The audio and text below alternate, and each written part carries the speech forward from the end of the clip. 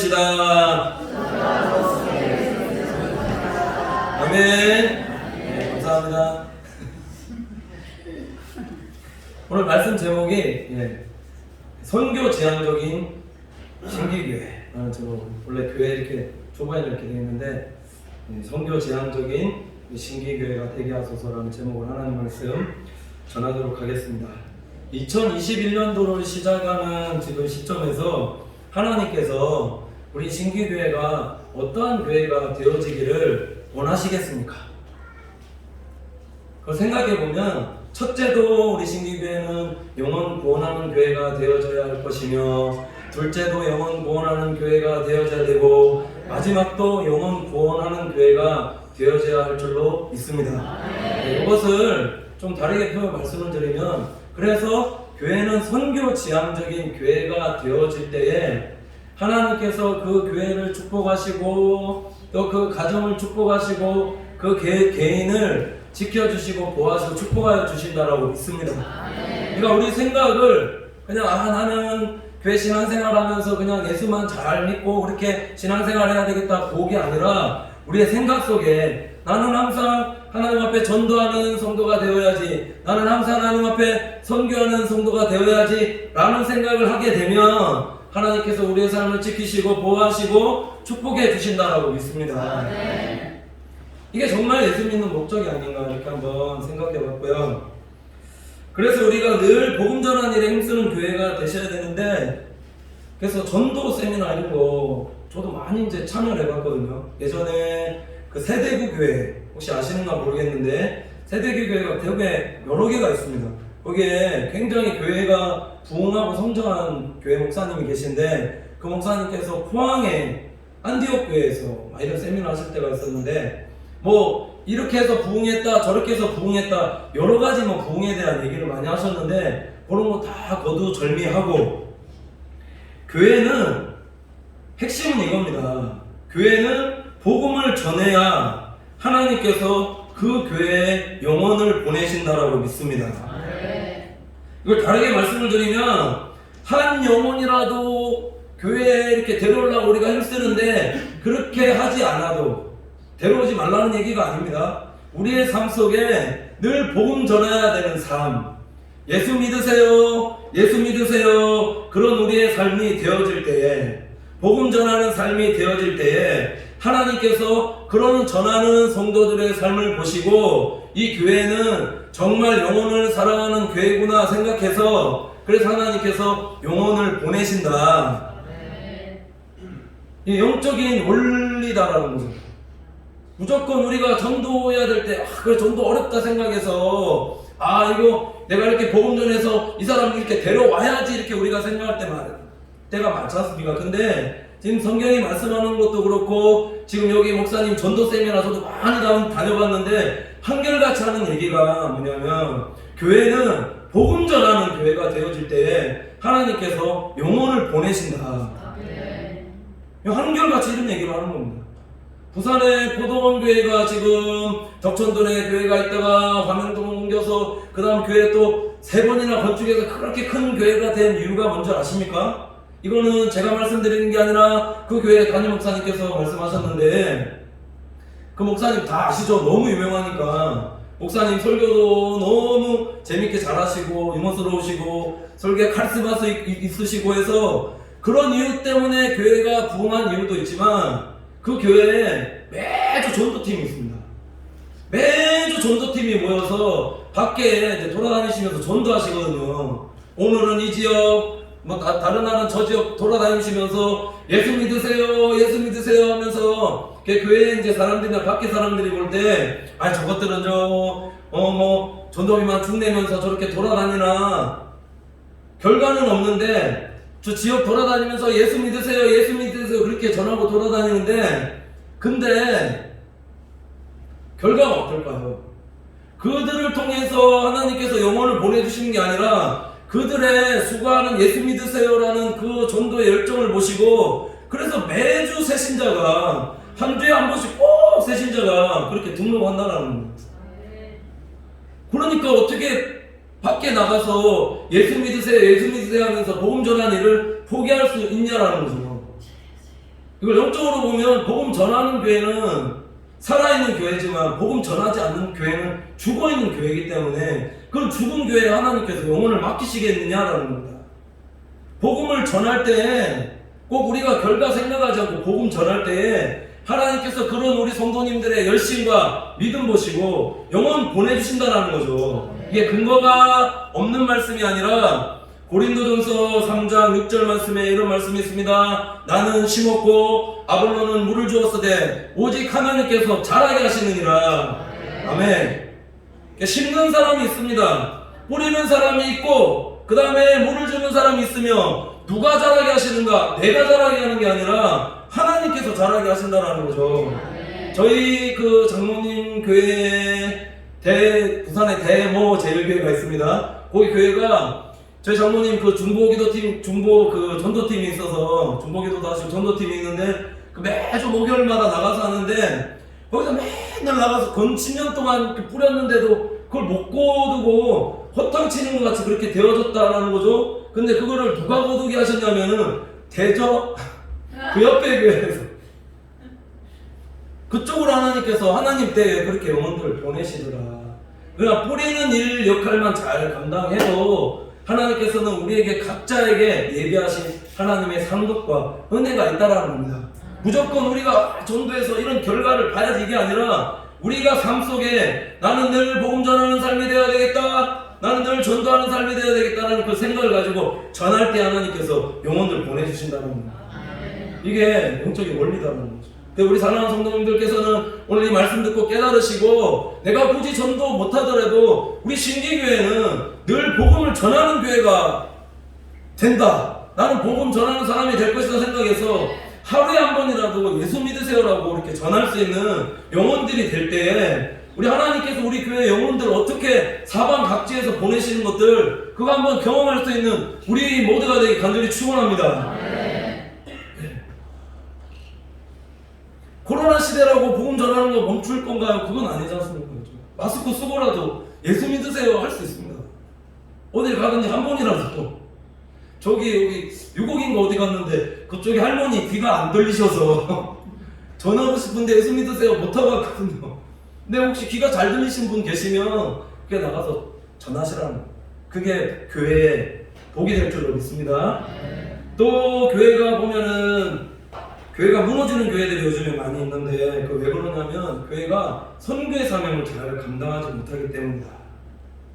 경주에 있었을 때 포항의 큰 교회들, 우리가 소위 말하는 이제 유명한 교회들이 있죠. 근데 그 교회들이 보면은 정말 안 싸우고 시끄럽지 않은 교회가 있었는데 그 원인이 이렇습니다. 큰 교회임에도 불구하고 선교하는데 선교비 돈 10만 원도 지출하지 않는 겁니다. 이건 제 얘기가 아니라 제가 섬겼던 목사님께서 말씀하시는데, 목사님께서 어떤 선교를 하셨냐면은 포항의 해병대 군선교도 하셨습니다. 방송 선교도 하셨습니다. 방송 선교 되게 어렵거든요. 이제 전화 오게끔 되면 그 사연들 받아서 그래서 그분들 기도해주고 하는 게 이게 라이브로 생방송으로 해야 되기 때문에 되게 어렵습니다. 기도해주는 것 자체가 어려운데 어려운 것 그 자체로 그렇게 군선교도 하시고 해병대 선교도 하시고, 그 해병대 선교 갔을 때 누구 만난 줄 아십니까? 현빈 만났어요. 현빈 만나서 지금 복음도 전하시고 거기에 뭐 악동 뮤지션 걔도 있었다고 하는데 그 만난지 잘 모르겠지만은 복음 전하고 그렇게 하고 방송 선교도 하시고. 그래서 제가 거기 있으면서 그 교회에 있으면서 깨달은 게 그겁니다.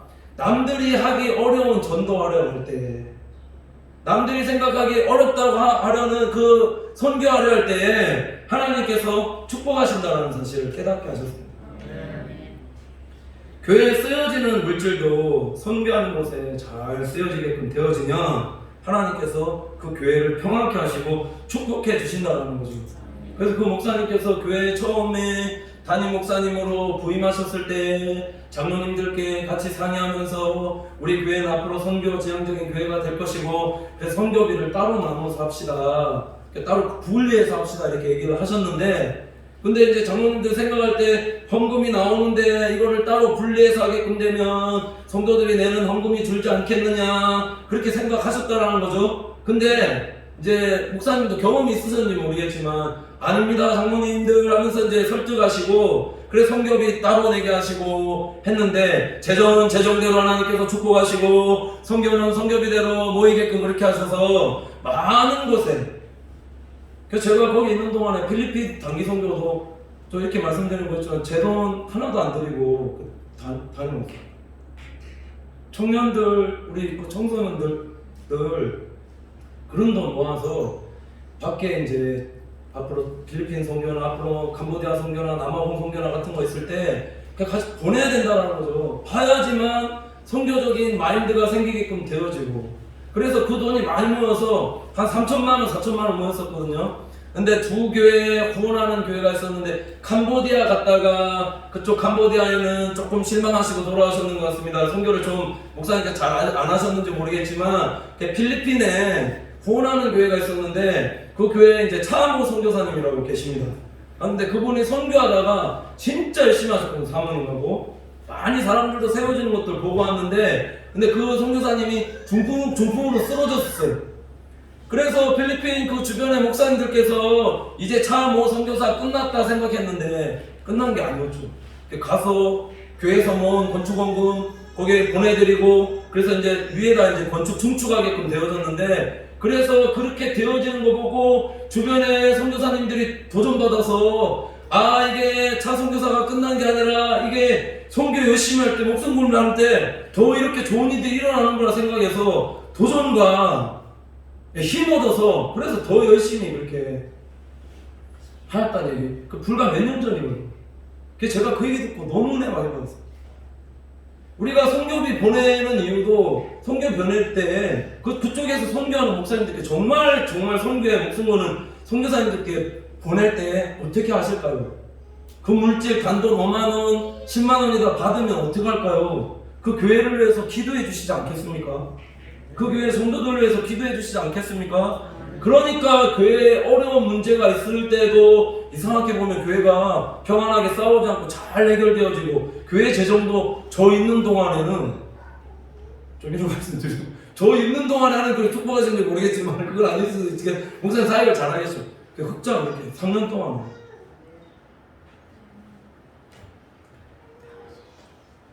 선교하는 일에 힘쓸 때 하나님께서 교회를 평안케 하시고 재정적으로도 안정을 그렇게 누리게 하신다는 거죠.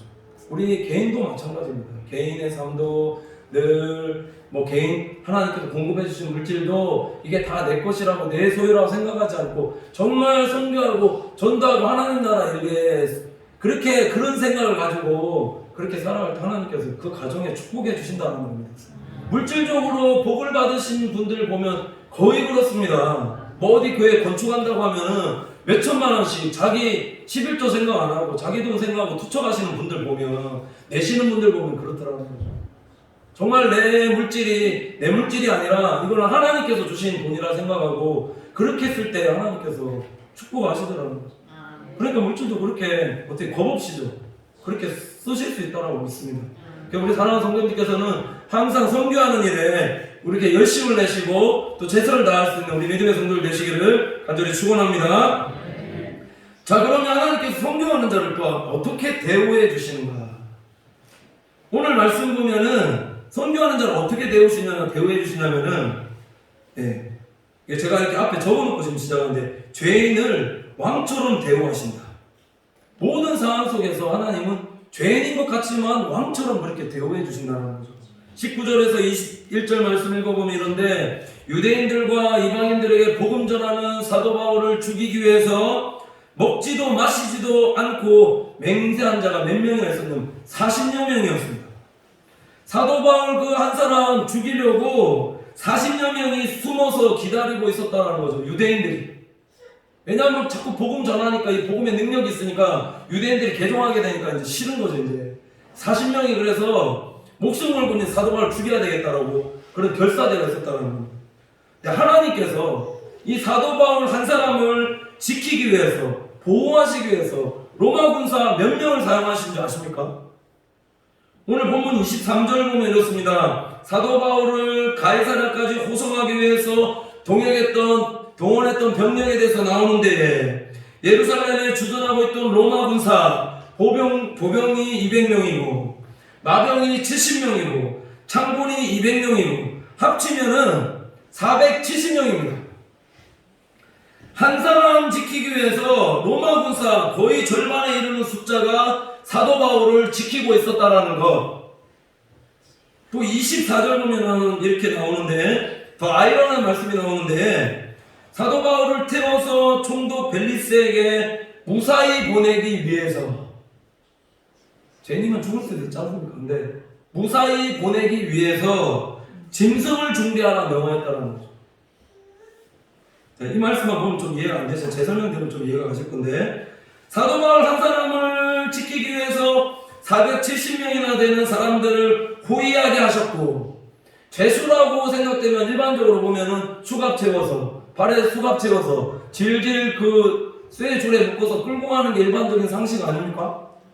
그리고 보면 우리 조선시대 때 진짜 잘못한 사람들 보면은 소에 달구지 달아서 위에 감옥 만들어서 거기 넣어서 머리 불 이렇게 풀어헤 치고 그렇게 끌고 가야 되는 것이 정상이지 않습니까? 근데 그렇게 한 것이 아니라, 자, 무사히 보내기 위해서 지금 짐승 태워서 보냈다라고 이렇게 말씀하고 있다는 거죠. 여기서 짐승이라는 것은 말이나 나귀 같은 거 타고 그렇게 보냈다는 거죠. 이것을 한번 묵상해 보십시오. 상상해 보십시오. 사도 바울이 지금 죄인의 신분으로 벨릭스에게 끌려가는데 말것에 태워서, 혹시나 뭐 나귀에 태워서 탈 것에 태워서 470명의 호를 받으면서 가는 모습이, 이게 지금 죄수의 모습이냐는 거예요. 죄수 모습 아닙니다. 왕처럼 대접받으면서 하나님께서 로마로 갈 수 있게끔 그렇게 인도해 주신 거다. 그 목숨 지키기 위해서. 그 안에 뭐가 있었는가? 복음이 있었습니다. 생명이 있었습니다. 그러니까 하나님께서 뒤에 또 말씀드렸거든요. 지키시고 보호하신다는 거죠. 그 뭐 하나님께서 470년 그거로만 보호하셨겠습니까? 눈에 보이지 않는 천군 천사들로부터 그 한 명 지키기 위해서 하나님께서 분명히 지키시고 보호하셨을 거라는 거죠. 제가 예전에 대민교회 있을 때, 대민교회 갔을 때도 하나님께서 축복해 주셔서, 저희가 축복이라고 있는데 남아프리카 공화국에 선교 다녀온 적이 있거든요. 남아공에서 이제 남아공 선교를 갔는데, 준비해서 갈 때는 또 영어 설교 준비해달라 하시고, 그리고 가서 그곳에 막 이렇게 술 먹고 담배 피고, 그 다음에 막 거기는 마약도 하고, 그 다음에 뭐 섹스도 하고, 그러니까 이 막 개념이 없는 사람들이 있는데, 저한테 이제 그 선교사님께서 혹시 청년들 중에 좀 크게 하나님 앞에 은혜 받아서 확 변화되어서 간증할 사람이 하고 혹시나 없는가라고 저한테 물어보시는 겁니다. 우리 청년들 중에는 그런 청년들이 별로 없었는데 제가 그랬다고 말씀드렸거든요. 주님 만나기 전까지, 26세 전까지, 뜨겁게 체험하기 전까지 멋이도 하고 그렇게 살다가 하나님 뜨겁게 만나서 완전히 뒤집어졌거든요. 저도. 교회에서 저 별명이 뭐냐면, 좀 이런 말씀 좀 담임 목사대에서 드리기 좀 곤란하지만 국제적 땡지리 소리까지 하도 애매기고 말 안 듣고 하다가 진짜 뜨겁게 하나님 성령의 은혜를 체험하고 나서 하나님께서 지금 제 입으로 이렇게 말씀드리는 건 그렇지만 이렇게 신실하게 변화시켜 주시고, 그 전화 받았을 때 그래서 그 남아공에 보내시는 이유에 대해서 그때 생각했거든요. 아, 다른 이유가 아니라 거기 가서 뭐 선교지 경험하고 어떤 탐방하고 이게 아니라 그거 하나 하라고 복음 전하라고 그 많은 예산 들여서 그들에게 가서 복음 전하라고. 그래서 제가 이제 가서 며칠 밤, 수요일 밤입니까? 아, 주일이네요. 주일날 이제 그 만났던 얘기 간증하고 우리 선교사님 통역하시면서 만난 얘기 막 하고 나서 우리 다 함께 기도합시다 하면서 이제 방언 기도, 제만 한 게 아니죠. 이제 거기 이제 본사님들이 울랄라 그 선교사를 감당하고 이렇게 돌아왔어요. 비행기 갈 때도 하나님께서 일반석 탔거든요. 일반석 탔는데 제 느낌은 그랬습니다. 비즈니스석이 아니라 일반석 타는데도 이거 뭔가 귀빈 대접 받고 가는 거 아닌가.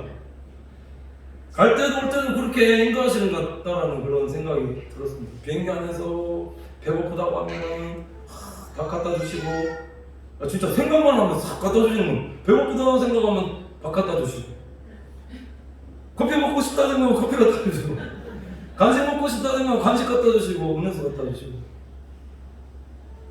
그래 비행기 안에서 생각했거든요. 그래서 이것이 진짜로 복음 전하고 선교하는 자에게 주신 하나님의 축복이구나. 갈 때도 올 때도 이런 동일한 대접을 하나님께서 받게 하시더라는 거죠. 오늘 본문 말씀에는 나와 있지 않지만 요 한 장 넘겨 보시면은 사도행전 24장 23절 말씀에 사도 바울이 유대인들의 고소로 인해서 벨릭스 총독 앞에 가게 되지만 이 벨릭스의 이 명령이 뭐라고 얘기하냐면 죄인한테 뭐라고 얘기하냐면은 24장 23절 보면 이렇게 되어 있습니다.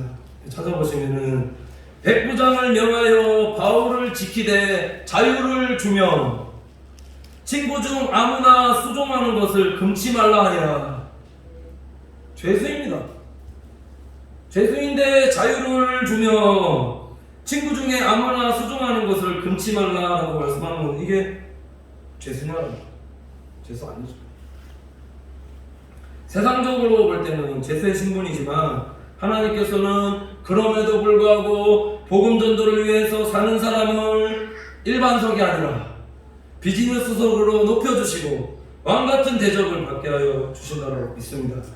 그래서 우리의 생각 속에 우리가 살아가는 예수 믿고 살아가는 우리의 결단 속에 나는 늘 복음을 전하는 자로 살아야 되겠다. 난 앞으로 하나님의 늘 선교의 사명을 감당할 수 있는 자로 살아야 되겠다. 그렇게 결단할 때 그런 성도의 믿음을 보시고 하나님께서 축복하여 주실 것이라고 믿습니다. 또 하나님께서 선교하는 자들에게 어떻게 일하여 주시는가 보면은 둘째로 보면 이렇습니다. 어떤 사람을 붙여주시냐면 돕는 사람을 항상 붙여주십니다. 바울을 죽이기로 한 결세자가 40명이었는데 목숨 걸로도 진짜 바울 한 사람 죽이기 위해서 그랬는데 근데 오늘 말씀해 보면은 다 읽지 않았습니다. 사도행전 23장 16절 보면은 하나님께서 바울의 생질 조카를 사용하셨는데 바울의 생질이 그들의 매복하여 있다함을 듣고 와서 영문에 들어가 바울에게 고한지라라고 말씀합니다.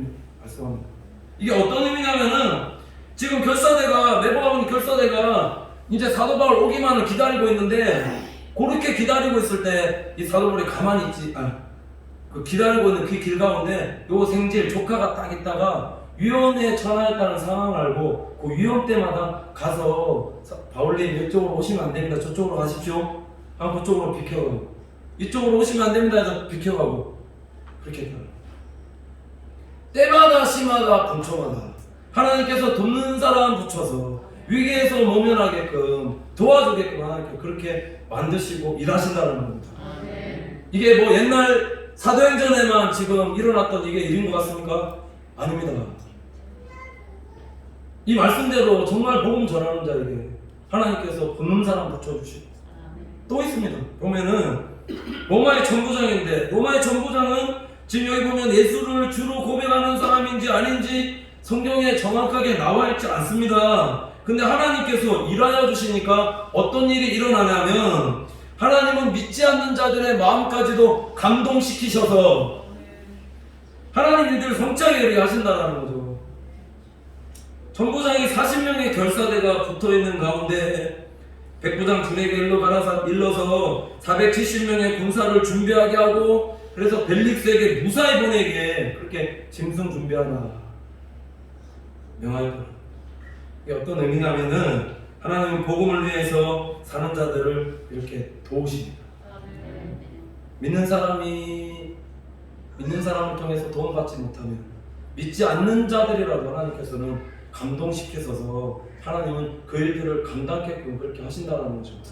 신기한 사실은 뭐냐면 우리 바벨론 70년의 포로 생활을 마치고 이스라엘 백성들이 예루살렘으로 다시금 오게 할 일을 하나님께서 누구 왕을 통해서 하나님께서 이루신 줄 아십니까?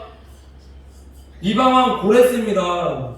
믿는 왕도 아니라 하나님은 그 약속의 말씀을 성취하기 위해서 믿는 사람이 아니라 믿지 않는 사람의 마음을 감동시켜서라도 하나님의 말씀을 이루신다라는 거죠. 내가 어려움과 힘든 고난 속에서도 항상 돕는 사람 붙여주셔서 믿지 않는 사람이다 할지라도 그 어려운 저들을 해결케 하시는 것이 우리 살아계신 하나님이다라고 믿습니다.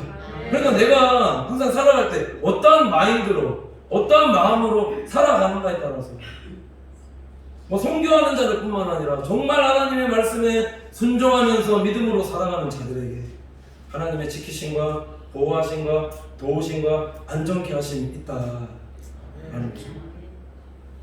마지막으로 하나님은 선교하는 자에게 어떤 은혜를 주시는가 보면 사명자를 반드시 도와주시고 끝까지 지켜주십니다. 언제까지? 끝까지인데 어떤 끝이냐면 하나님께서 약속하신 약속의 말씀이 그 사람을 통해서 이루어질 때까지 하나님은 그 약속의 말씀을 지키신다는 거죠. 죄수였던 이 바울이 왕같은 대우를 받으면서 40명의 죽기를 각오한 결사대가 있음에도 불구하고 예루살렘에서 어떻게 빠져나올 수 있었는가? 이건 하나님의 약속의 말씀이 미리 있었다는 거죠. 사도행전 23장 11절 보면 이렇게 말씀하고 있거든요. 그날 밤에 주께서 바울 곁에 서서 이르시되 담대하라. 내가 예루살렘에서 나의 일을 증언한 것 같이 로마에서도 증언하여야 하리라 하시니라. 미리 하나님 말씀하신 겁니다. 너 로마 갈 때까지 너 이거 증언해야 하기 때문에 중간에 그 가는 과정이 있는데 어떠한 일들이 있어도 40명이 달라들어도 풍랑과 폭풍을 만나도 어떤 조난을 당해도 이 증언하리야 할 것을 이미 말씀하셨기 때문에 이 약속의 말씀을 바울을 통해서 이루시겠다는 하나님의 의지가 있다는 거죠. 사명이 다할 때까지 하나님께서 내버려 두시지 않으신다. 그래서 오늘 23장 11절 말씀에 보면은 왜 지키시느냐 보면 나의 일을 증언해야 하기 때문이다. 나의 일이 뭡니까? 내가 만난 예수님이죠. 내 모든 죄 허물을 위해서 예수 그리스도께서 십자가에 달려 돌아가시고 죽은 뒤 3일 만에 부활하시고 승천하시고 다시 오신 예수님을 증언하는 일, 그 예수님을 믿습니다라고 고백해서 나를 하나님의 자녀로 삼아주신 그 일, 그게 복음입니다.